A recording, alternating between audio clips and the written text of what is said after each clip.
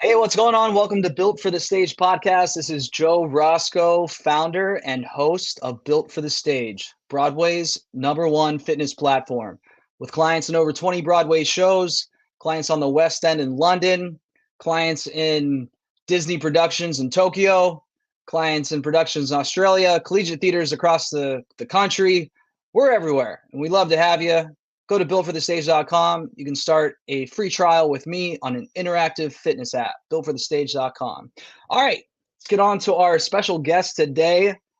Actually, a little bit more special than usual. I like to say that all of our guests are special, but this guest in particular is near and dear to my heart. They're currently touring with the cast of Company as an understudy, understudying the roles of Jenny, Sarah, and Susan. They've also toured with School of Rock. They've been in regional theater staples like Ogunquit, North Shore. They went to Ithaca. And they also, if you don't know this particular guest from any of these credits I've listed, you probably know them from the Canfield Middle School 8th grade production of Annie, Get Your Gun, where she starred as Annie. And if you don't know her from that production, you likely would know her from the local commercial for Sheely Appliances, where she sings the ever so popular song, Sheely's has it all, Sheely's has it all, Sheely's has it all, and then some.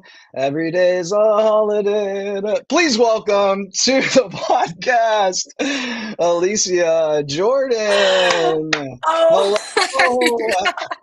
How was that for an intro? Was that all right? God. Oh my God. I was just cracking up. Annie, get your gun. Joe, I can still hear you singing My Defenses Are Down. Oh, I'm so sorry that that's still in your head. No, I no, no. I can hear it like literally I can hear it like it was 10 minutes ago that you were singing it in the middle school production. That's so with that amazing. that classic cutout wooden rifle, you know? Yeah, Oh, I think about you from time to time. There's this oh. country song I think by Morgan Wallen, and he sings about Annie Oakley or whatever, and I'm like, oh, Lysie Yeah, Lysie Jordan over there, that gunslinging was Annie Oakley.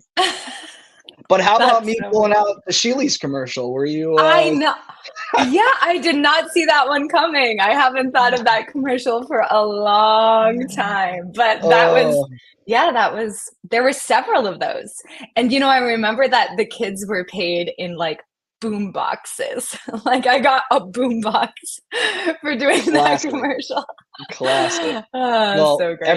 everyone listening, if you haven't figured it out already, Lysie and I have known each other a long time.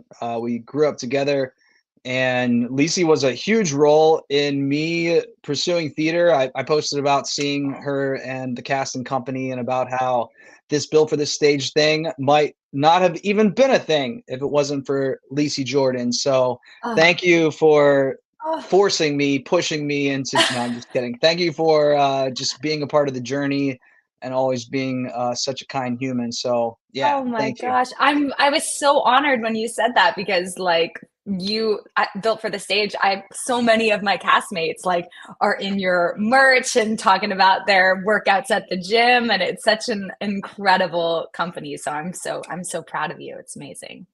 Thank you. Well, yeah, from now on, if any conversations come up about Built for the Stage, I want you to, I'm asking and pleading for you to say, this thing would not even be a thing if it wasn't for me. I So can't believe that that's true, but that's sweet of you to say. it's so true. It's so true. Oh.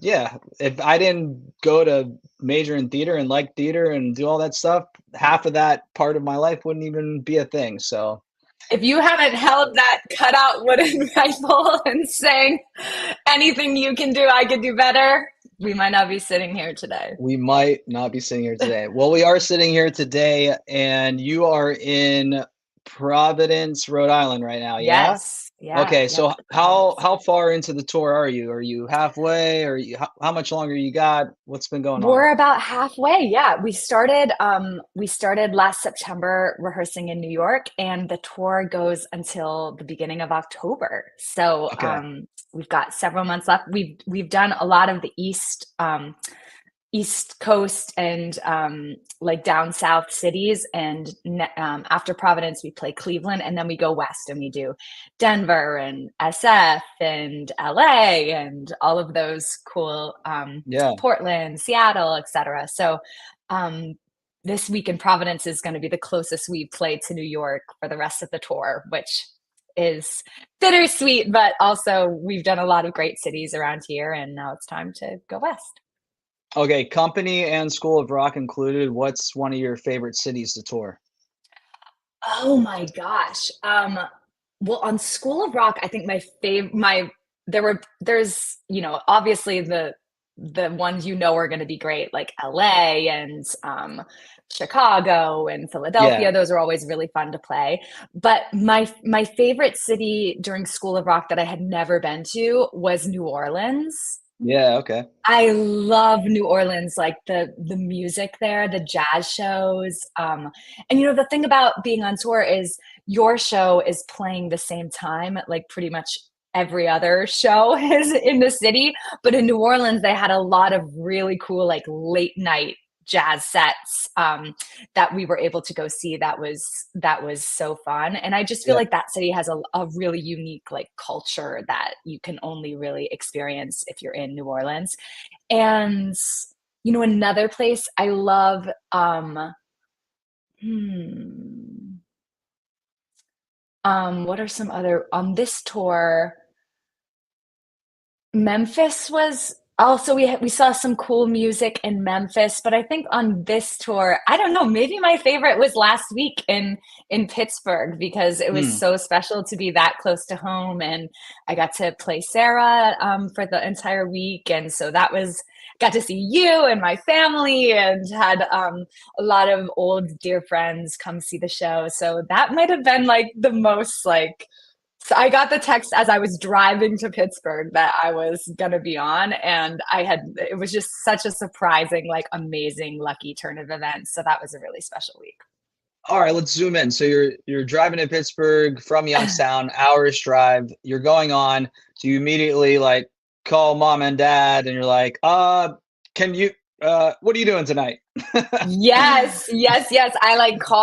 I called my mom and dad. I called like, some of my bridesmaids who live around Youngstown, and just made sure like, hey, I'm going on, and feel free to tell people because I'm literally driving now, and so I can't. And then I stopped to get gas and posted it on my Instagram story, which is what you saw, which was amazing. And then I was so excited that I got back on the highway to start driving, and I had a little light that popped up that told me that I left like my whole like gas, like I didn't like rescrew the gas tank and close up the thing. So I'm like driving down the highway with like, the life of an understudy. It's like, so it can be really, it's so exciting, but it's so funny how sometimes you never know how your next day is going to be spent because you get that text and all of a sudden it's totally different than the day you planned. That's a great story. The gas cap still being open. That adds a lot to it. I love that. Okay, so when you're on that night, are you already have so much to like think of and remember because you're not doing the role every night, but Yeah. all of your family and some friends are in the audience. What was inside your brain go how fast was it going while you're performing, trying to keep track of what you're doing, but yet not let all of your family, be too much of the focal point of when you were up there? Yeah. Oh, great question. I mean, mostly like there's just an undercurrent of like excitement and love and support that comes from like you and the family being out there, um but as an understudy, this show is really, you saw it, Joe. There's all these group numbers that are like very intricate. Like Mm. the opening number, we're all sort of like encroaching on Bobby's space. And how they did that was there's this like little box that's her apartment. And there are way too many bodies in a very small space of the box. And that's on purpose to make it look like we're, kind of really encroaching on her. But what that means is like each one of the moves around her is like choreographed to a T, like turn over your right shoulder so that this person can pass in front of you and that person can pass. And when that person passes, then go flat and freeze. And so it's all like very, very, very intricate. And I cover now, I don't think that I told you this, but they just added for me that I also cover Joanne. So Okay. I cover every woman in the show except for Bobby, which means there's a lot of information, like just like, in my brain. So I have note cards for each role that say things like, okay, like now I'm playing Sarah. That means in the opening number, I show Bobby my phone on 3 and I hug her on 2. And then if I'm on for, like Susan, I show the phone on 5 and I hug her on 2. Like, see little things like that could like or no, I'm wrong. I hug her on 3. Sarah hugs her on 2. So little things like that like, in the heat of the moment, it's really helpful to like see that on a note card right before I go out and do the roles. And then stuff like, the lines and when I sing, like which, Bobby, baby, like which of those do I sing? That I've practiced so much that like, that's just like in my body. It's not on the note card. I know it, but little things like that are so close to the other characters, but very just a little bit, are really helpful to like have on a note card. So when you have that extra boost of energy of like all the people I love are out there watching, you have something to like, okay, but here are the things I need to keep in the forefront of my mind to be successful out there in the next, in the next scene. So there's a total method to the madness, I'd say. Okay, so before booking this, did you have experience having to cover so many different roles with that many little intricate details to keep track of? No, actually. So on the School of Rock tour, I was in the ensemble and then I covered 2 of the lead roles, including Rosalie Mullins. So actually, Pittsburgh has been an interesting place because Pittsburgh was performance 20 of the show. And I got put on for the first time as Rosalie in Pittsburgh.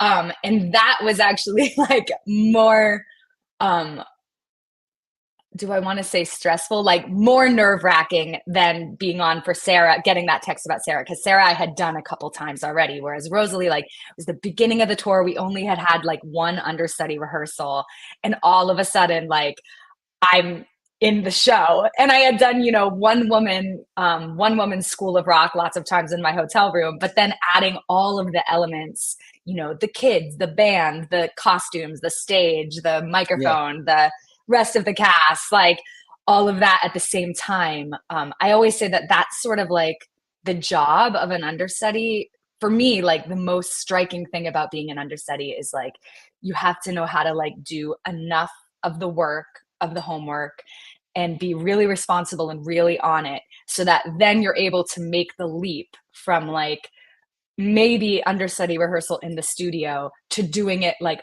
full out with the company, which is something that like the onstage cast never does. You know what I mean? Like you have so many other incremental steps in the onstage cast. So that leap as an understudy is always so interesting because there's part of me every time that's like, whoa, okay, I know it in my hotel room and I know it when I'm practicing and I know it, but like, will I know it in the lights, in the heat of the moment with the entire show around me? And every time that it happens successfully, it's like just another like notch in the belt of like, yes, I can make that leap. I'm confident that I can. And it's really exhilarating. But it's different than now this being off stage.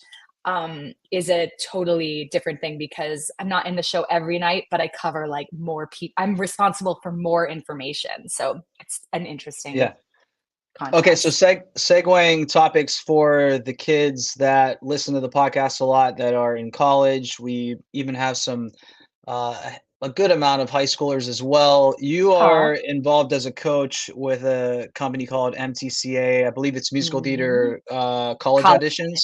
Yep. So this is something that you started out with Was it called that? Did I do this too? Was this You did do this too because it was Ellen. So with it's Mark and Ellen? yeah, Did yeah. they And had they named it that yet? Was no, he no, no. okay, okay, okay.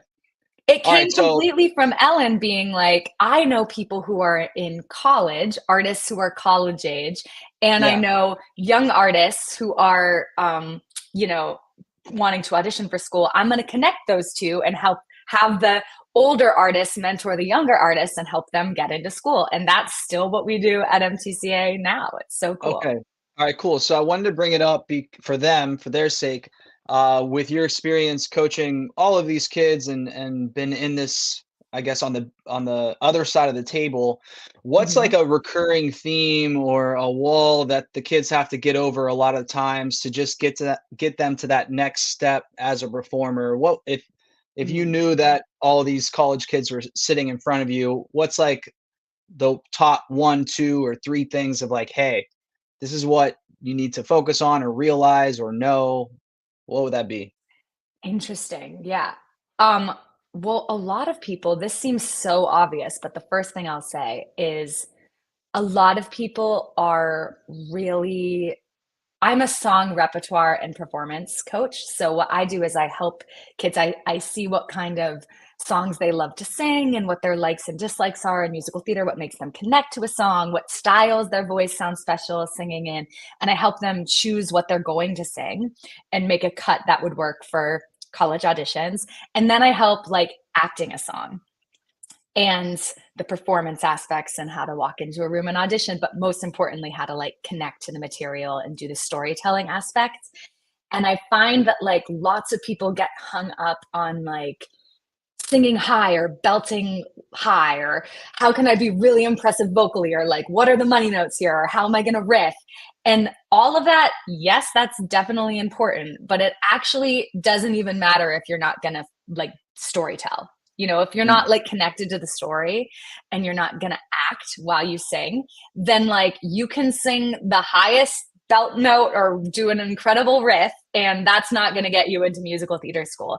So I think there's this misconception that like for my monologues, I'm going to act, and for the songs, I'm going to sing. And in mm, reality, as we know, the thing that makes musical theater the amazing art form that it is when we're singing, we're storytelling. When we're dancing, we're storytelling. When we're doing the scenes, we're storytelling. It all serves the story. yeah, So that's I love something that. that definitely I feel like some kids who are in high school and who have never like haven't been to New York or haven't had much experience, they are surprised by that expectation, and it's really important. It's so true. I've been writing songs lately. I was actually in the recording studio yesterday recording a song, and I was listening to it Cool. back with the guy I was working with, and I'm like, I just sound like I'm in, I don't know, a college voice lesson right now. Like, yeah, it sounds good, but what I'm saying is not even being communicated. So, yeah, I love that you just brought that up.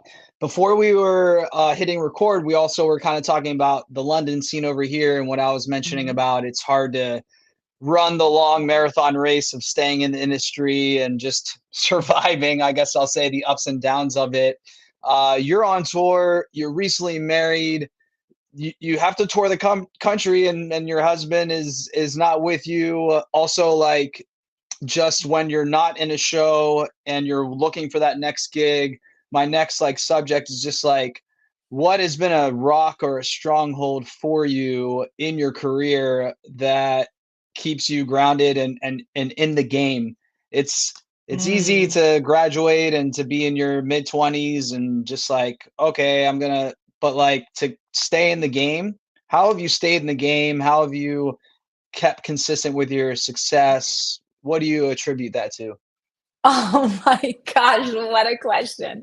Um, It's I uh, have to ask it because like me myself, I think my last gig I was I don't know, I think 24, 25, and I was sitting there like I love doing this, but I don't know if I love the part of not doing it, like when you're not on the oh stage. my God. And also Yes. just having so many clients, fitness, there's a huge mental aspect to it. So my actors that are clients, they're sharing their stories with me, and this is the recurring theme. Just the grind of the ever so difficult industry that we're all a part of. So I just like to ask Yes. my guests of, hey, it's not always butterflies and rainbows. So how have you stayed the course through all of it? Yeah, well, I think the first thing to say is that, like you're saying, it is a reoccurring thing that you hear actors say because it is a part of this. So I think the first big lesson was like, okay, this is a part of this, like getting told no and having to, sort of move on after a no that hurts is totally part of this process. And it doesn't mean that as an actor, I'm doing something wrong or that I am being told I'm not talented or like, I think as like a thoughtful person who, always really like studied and then got the A or the good grade, that like there's this aspect of like, well, if I'm getting told no, then I have to like internalize that and see like what it is I'm doing wrong. And like, maybe this isn't meant for me. And maybe, and that part is like, um, really challenging and makes it hard to then like have the courage and the positive energy to walk in the room and try again. You know what I mean? So I think noticing that like this is a part of the industry, I'm going to be told no. And when I walk into the room to audition, my self-worth is not on the line that day. Like if it's a no, I still believe that I'm worthy of walking into the room. And if it's a yes, great, this job's meant for me. But if it's a no, that's water under the bridge and I'm going to move on. And I think a big part of that is like, I really love the process. Like, I really love like working on an audition and deciding like what I think about the scene and what I'm gonna do, where my focus is gonna be when I walk into the room. And every audition that I care about, I'm always like working on it like with a teacher or with a friend or something. It's not the first time I'm ever doing the audition in out loud when I walk into the room. So there's a lot of like interesting work that goes into it. And then when I'm standing outside the room, if I feel like I've really done my homework, I'm like, okay, nothing to prove, something to share. Like I'm going to walk in the room, I'm going to share my thoughts on this piece. If it's a yes, great. If it's a no, and I feel proud of the work I did, I'm filing it as a win and I'm moving on. And that has been really helpful. There's definitely been times where my brain has been like, ouch, that one really hurt. Like, I think I want to quit. And then, like, part of my brain is like, okay, well, then quit, Lysie. And then the response is like, but I don't want to quit. And then I'm like, well, then don't quit. And then, then figure out how you're going to move forward from this like disappointment into the next thing that might be a yes. So, that's Yeah. yeah, but it's definitely easier at some moments than others. And the last thing I'll say about that is also like you mentioned teaching. I love my job teaching as well. And I every year in the city have had personal things that I'm like, okay, this aspect of living in New York City isn't going that well. What can I do to like make it better? So my whole entire life is not wrapped around if someone in an audition says yes or no. Like there are other things I care about. Like I have got amazing friends and family and now an amazing husband, like things I really care about. So if you make your day-to-day life something that also is fulfilling and you have a life outside of the yeses or the nos, that's another thing that is essential. Because if I, hung all my hopes on any particular audition, like then the aftermath of the obvious rejections and yeses and nos would be so much more hard to sustain throughout a long career. Yeah. The next a follow-up question I usually say is like, okay, then who are you off the stage? Because that helps so much. And you beat me to it. It's so important that you can't Yeah. just be, I always like to say, like, be a person that does theater instead of a theater person, because if that's your only identity, then those no's are going to be devastating over and over and over again. And I love that you said that little saying, nothing to prove, everything to share, or something like that. What did you Yeah. say? Yeah, nothing to Not prove, something to share. That's what I something to share. always try Yeah. to tell my students too, because it's so tempting to be standing outside the room being like, okay, I have to prove that I'm good now or something. And there's nothing less interesting than watching someone try to prove they're good, you know? Yeah. Like, but if they're actually working on, if they're actually bringing something specific into the room, um, then that is always going to lead to the best work anyways. And like you said, it's so you're a much more interesting person if you're multifaceted, right? So like Mm. the idea that I think some young people think like I have to just live, breathe and do nothing else. And like yes, that sort of drive and passion is definitely beautiful and like rock on, that's beautiful, but also no one is going to like count it against you if you're an interesting person that has different other fascinating parts of them. Like that just makes you more human and more interesting and Yeah. complex. Okay, last question for you. I love what you said about you loving the process. I think anyone of greatness or success, that has to be the mantra. It can't be I love holding the trophy. I love the spotlight on me. I love the likes on social, but instead it's like I have to like everything that no one really sees that can get me to that place. If you've had students in the past or maybe just something you already carry with you, can that be taught or is that just ingrained in you somehow? Because we all know Mhm. the person that's like that maybe we went to school with that never wanted to go over their scene work or never wanted to go over their songs. They just want to kind of like show up and wing it and just like get to have all of the success, but without the work. Can you teach that? How have you, maybe a student of yours that have you knowingly slacking a bit, like how can you kind of, or is it just like, hey, this person's built different, they love the process and that's why they are who they are? Well, I think going back to what I was just saying about that passion for musical theater, like, or that passion for whatever it is you're doing, like, I love musical theater. I love it. Like, I love other things too. It's not the only thing in the world that I love, but I love it. So if I'm like looking at a song and I'm like, okay, what's happening in the scene? Why might I have to say these words? Like, what's at stake? Like, I find that all so interesting. And I don't think, certainly no one taught me that. I just have always loved it. Right. Yeah. And there are definitely parts that are more fun than other parts. Like when you get to like be on a stage and do it, that to me is more fun than like, you know, prepping for an audition maybe, but it's all still the same, like the same goal, the same process, you know, is like looking at the scene and really trying to get specific about the storytelling and all the aspects and how you can have a point of view about it that serves the story you're trying to tell and all that stuff. So, oh my gosh, I'm getting completely off base here. No, no. We're So I think that, yeah, go ahead. Go yeah, ahead. no, please, would you? I'm totally My roundabout question was just like, is it ingrained in you or can it be taught? both. I Like think what that for me, if I'm not the person that's ingrained in, like what can I hold on to of some pieces of advice that could maybe lead me to being a bit more disciplined in this?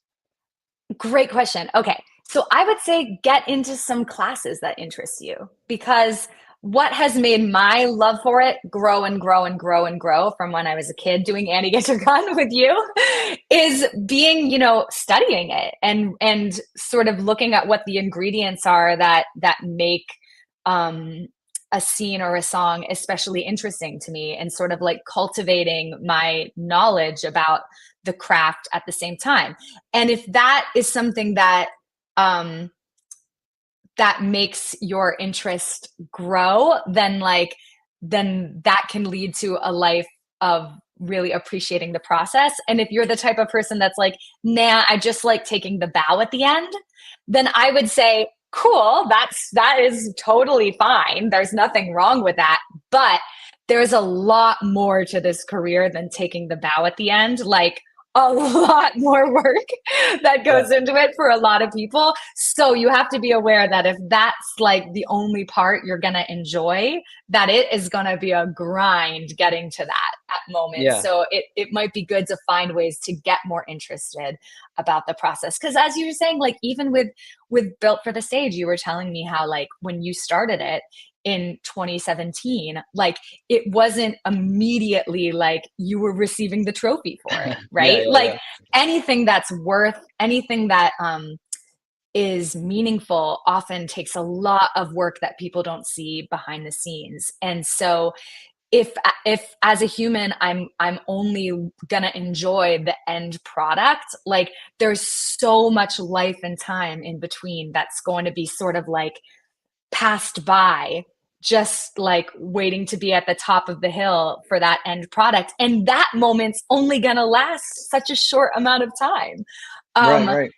so I think that as tempting as it is, and as much as it logically makes sense that some moments are going to be more exciting than others, that like a curiosity about how to make the process more fun and meaningful is always worth exploring as an artist. Cool. Yeah, and I love taking classes advice for adults too. I think it's a New York trap to move to New York. You're done, quote unquote, studying, but really we should never be pursuing to get better or have that spark reignited by going to an acting or singing or I think we see a lot of like I'm going to dance class, like that's a thing, like oh, but the acting part and the singing part of trying to continue that I think it's not as common as it should be with adult actors. But Lysie, thanks so much for being on the podcast. It was so My amazing to reconnect with pleasure. you. And yeah, Yes. everyone, you're out in the Americas somewhere Yeah. and company's coming by. Make sure you swing on over to company and see Lysie and the crew up there on stage. Thanks so much, Lysie. Thanks, Joe. Such a pleasure. All right, Alicia Jordan. Make sure you give Lysie a follow on the gram at Lysie Jordan. And I don't even know if there wasn't YouTube, so you couldn't even find Lysie singing in a Sheely's commercial. But maybe there's footage somewhere. I'll email her mom or something. Maybe I get video footage of it and put it on her Instagram. But anyways, make sure you check out Company, the national tour. Congrats again to Lysie and all the other Built for the Stage fam that is a part of the cast. I got to see it in Pittsburgh, and I was so over the moon about it. So yeah, congrats, everyone. Actors or athletes, train like one. Later.